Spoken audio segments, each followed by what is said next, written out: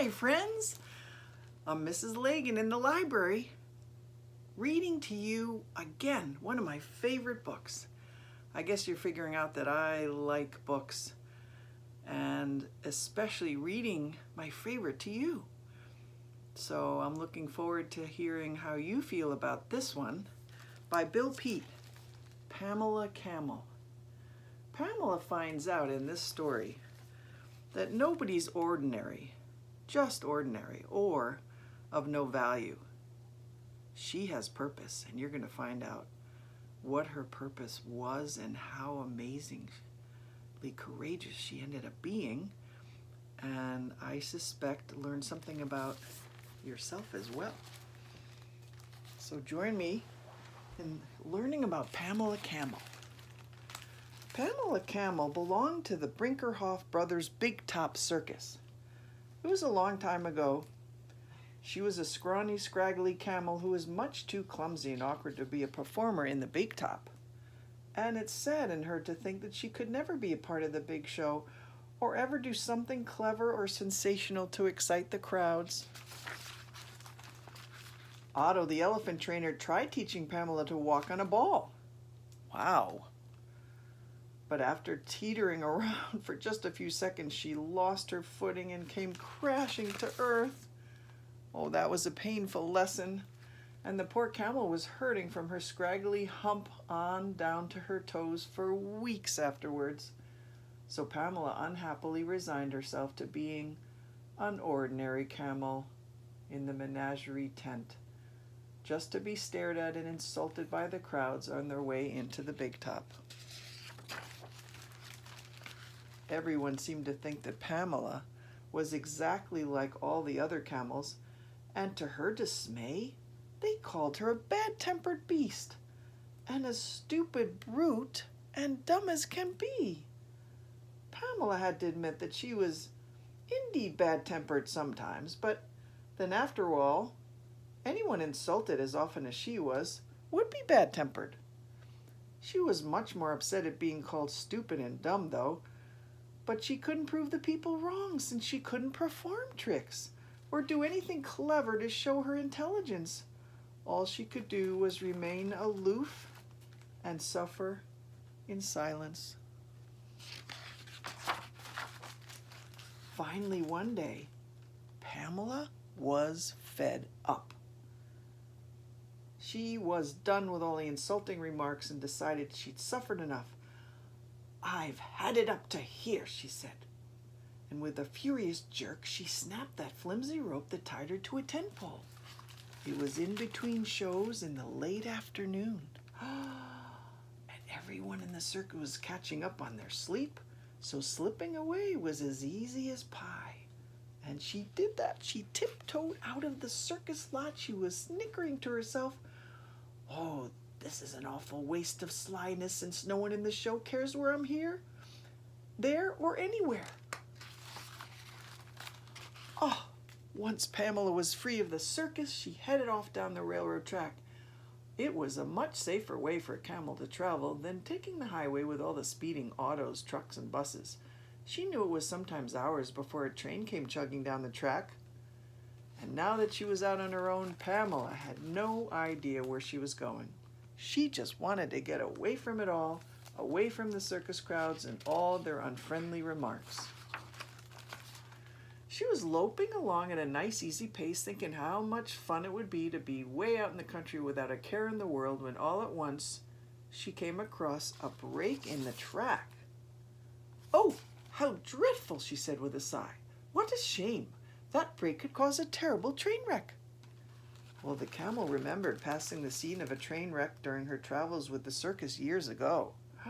It was an awful disaster, with the engine upside down and the coaches all topsy and turvy. Pamela was standing there on the track wondering what a camel could do to warn a train when a great big black cloud darkened the countryside and zigzaggedy streak of lightning shot across the sky. Oh, and then a deep rumble of thunder followed. Storms terrified Pamela, and in an instant she forgot the broken rail and began searching wildly about for some kind of shelter. "Whew, Across an alfalfa field, she spied a ramshackle old barn. She made a dash for it, leaping through the wide-open door just as the storm cut loose in all its fury. While Pamela was hiding in the barn, waiting for the storm to let up, she got a bright idea. I have no place to go, she thought, so why don't I just stay here where it's peaceful and quiet, live off the tall grass growing in the field. By nightfall, the last rumble of thunder had faded away, and the barn was indeed peaceful and quiet. There was only the skittering of the mice above on the rafters, and then the far-off toot of a train whistle. Suddenly, Pamela remembered the break in the track, and she was out of the barn like a shot. As Pamela went galloping back across the alfalfa field, the train's headlights came flashing out of the night. It was coming full steam. There was no time to lose. In frantic leaps and bounds, Pamela was up the steep grade and onto the track, and when she reached the break in the rails, she wheeled around to face the speeding locomotive. Now then, she muttered, we'll soon see if the engineer will stop his train for a camel. Wow! What in blazes? Exclaimed the engineer when he caught sight of the camel ahead on the track. What the devil is that dumb brute doing out there? Well, she'd better clear on quick, too. I'm not stopping this train for one lousy camel, no sirree. And he gave her one last warning, an ear-splitting blast with his whistle. Toot, toot, woo, woo, woo, woo, woo. But Pamela wasn't budging. And as the train kept coming, full steam, she just shut her eyes tight to avoid the blinding glare of the headlight. And then just when it seemed that poor camel was done for, the engineer slammed on the brakes, and there was a sudden grinding and screeching as the drive wheels skidded over the rails. And then like some giant monster, the huge engine shuddered and shook, wheezed, rumbled, and finally,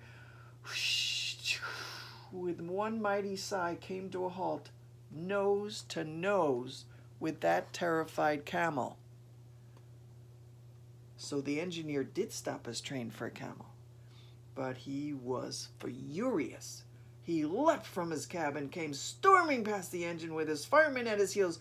You dumb brute, he shouted. You stupid beast, you big dumb stupid brute. But all the insults in the world couldn't faze Pamela now.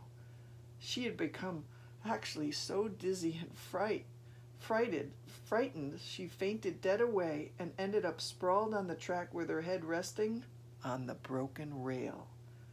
Hey, what's this? Cried the fireman, pointing to the broken rail. Look at that piece of track. Sounds, exclaimed the engineer.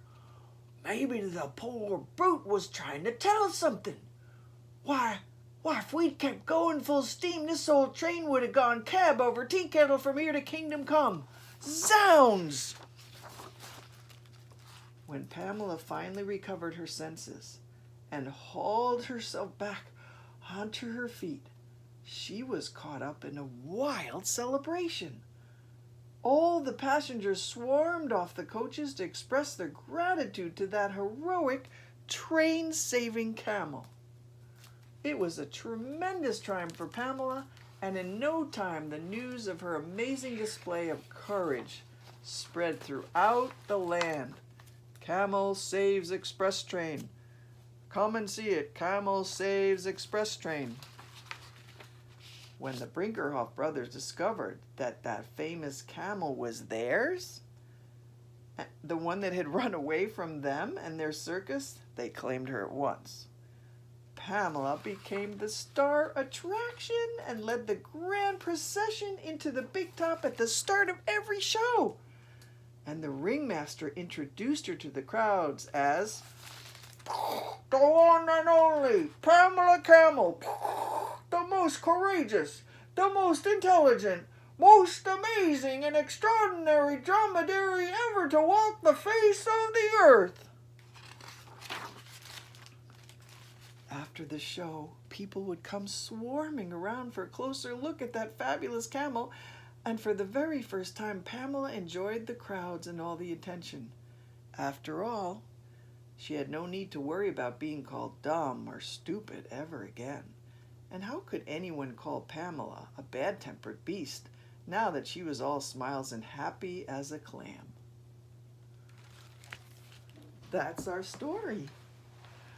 Wasn't that great?